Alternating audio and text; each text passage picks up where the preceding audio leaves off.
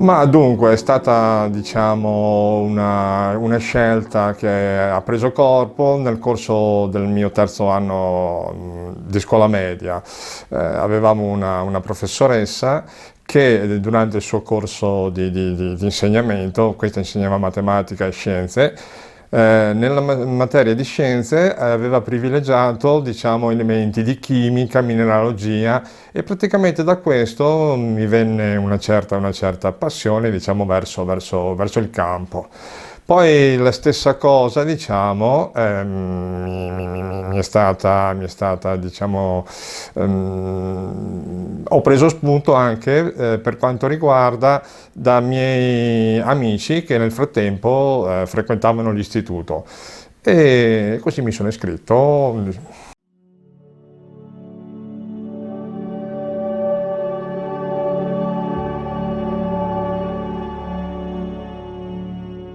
Sicuramente perché ero abbastanza portato per le materie tecniche, matematica in modo particolare e diciamo ho avuto un corso di studi normalissimo. Ho avuto la fortuna di conoscere, di aver avuto degli insegnanti molto preparati, in gamba e soddisfattissimo, insomma.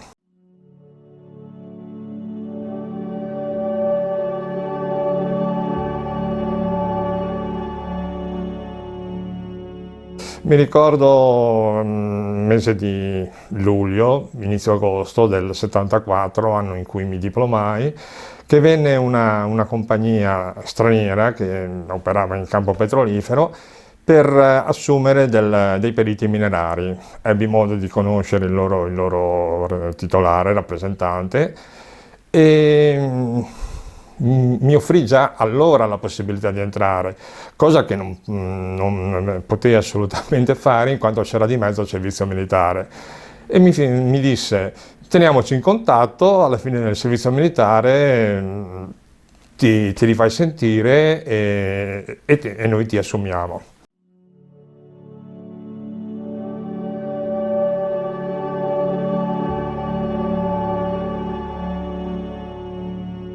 Dunque, prima esperienza di lavoro in Italia. Io ho, diciamo, 40 anni che ho lavorato in campo petrolifero, ho quasi esclusivamente lavorato in Italia, terra, mare, offshore, e quindi in Italia su dei cantieri di trivellazione, di ricerca petrolifera.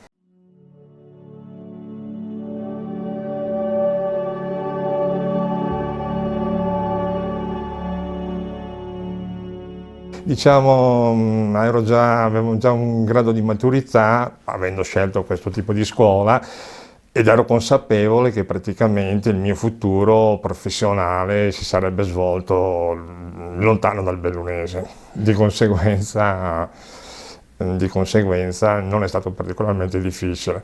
Poi anch'io caratterialmente ho un grado di adattamento alle situazioni, agli ambienti che si presta per questo genere di cose.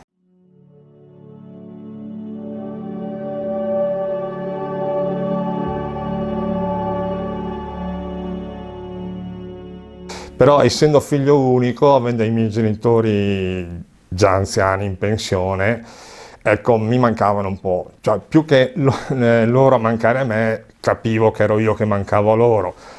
E questo, diciamo, ha comportato anche la scelta che ho fatto professionalmente, perché mi ero accorto che in quel periodo c'erano dei miei, chiamiamoli colleghi, che avevano scelto altro tipo di lavoro, ingegneria civile, grosse costruzioni, che per il tipo di lavoro erano costretti a rimanere all'estero per 6, 8, anche 12 mesi, mentre il mio tipo di lavoro mi consentiva, diciamo, normali periodi di recupero a casa. Non mi è mai capitato di rimanere lontano da casa più di 30 giorni, di conseguenza la cosa era fattibile.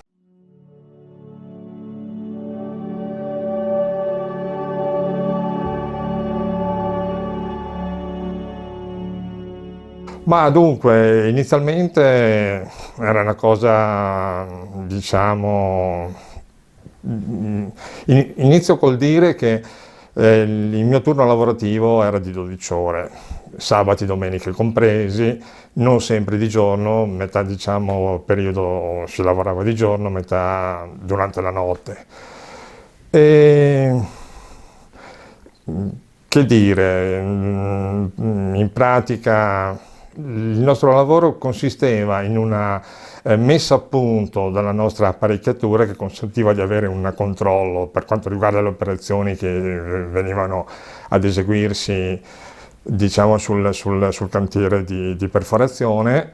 Svolgevamo un'analisi geologica dei terreni che si attraversavano, avevamo tutta una serie di apparecchiature atte a consentirci il controllo di quello che si verificava affinché non si verificassero degli incidenti, diciamo, no?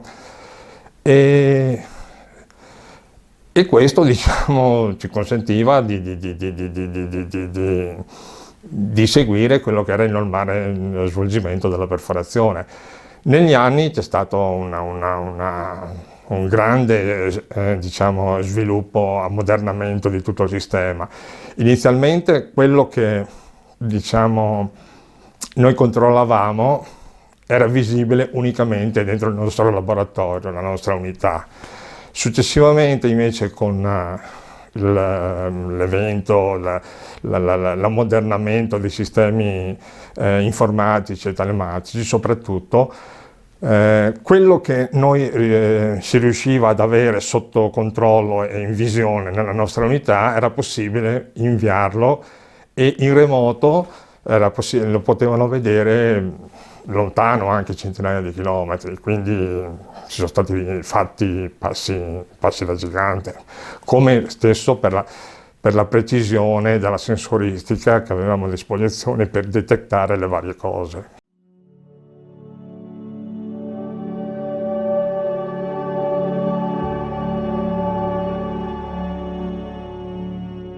Come dicevo prima, ho sempre avuto un discreto adattamento alle situazioni, cioè ero conscio che non ero io imprenditore, non ero io che dettavo tempi e metodologie, dovevo adeguarmi a quelle che erano le richieste del cliente e di conseguenza ci si adattava, si cercava di fare del nostro meglio.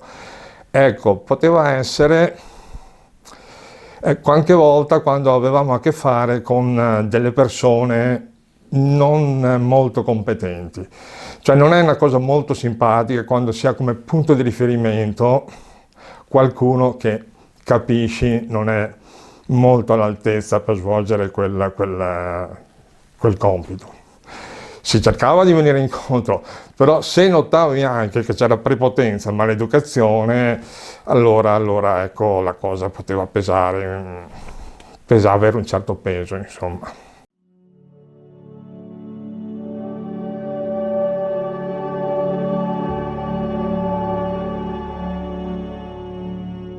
Io ho lavorato con due compagnie, la prima francese e la seconda negli ultimi anni americana, rispettivamente GeoService e Becker, le due compagnie.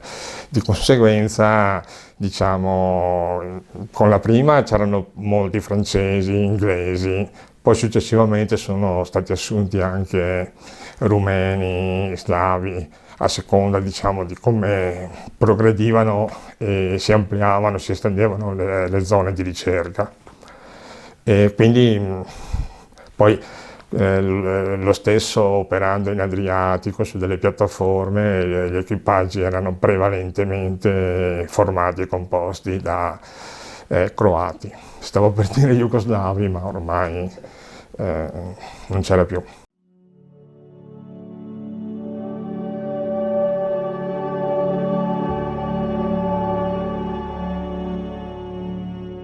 Ma dunque, proprio in queste settimane, in questi mesi c'è un ritorno, c'è la consapevolezza che negli anni scorsi sono state create, sono state fatti dei discorsi, addirittura arrivando a un referendum da bambini, insomma, per la storia delle concessioni, trivellazioni. Non siamo un paese, l'Italia, diciamo, autosufficiente dal punto di vista energetico, magari lo fossimo, però almeno così poter sfruttare quelle poche risorse che ci sono, dando così lavoro anche a- a persone, non è una cosa da buttare via. Poi ben vengano le energie alternative di cui si sta parlando e che dovrebbero portare sicuramente meno inquinamento, meno problemi.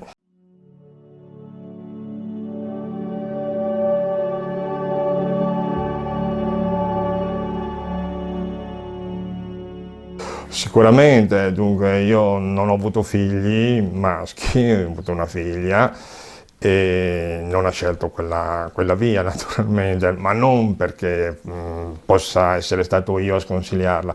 Ho un nipote, tra l'altro molto appassionato di minerali e penso che possa seguire le orme del nonno.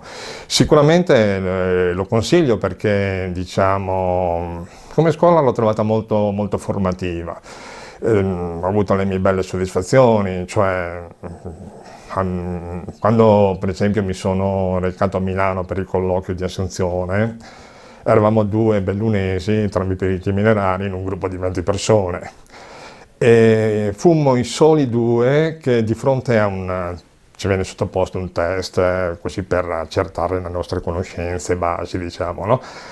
Fummo i soli a riuscire a rispondere a una domanda che prevedeva di indicare la successione stratigrafica in base a una sezione su una carta geologica e rimasero diciamo molto molto molto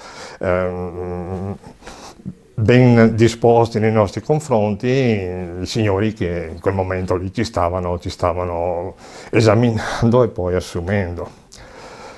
Altra cosa, diciamo, il nostro datore di lavoro, anni successivi, ci ha riconosciuto, noi periti minerari, che a livello preparazione, non dico che fosse come quella di un dottore in scienze geologiche, però eravamo molto versatili e molto molto preparati nel far fronte a determinate problematiche operative che venivano a esserci.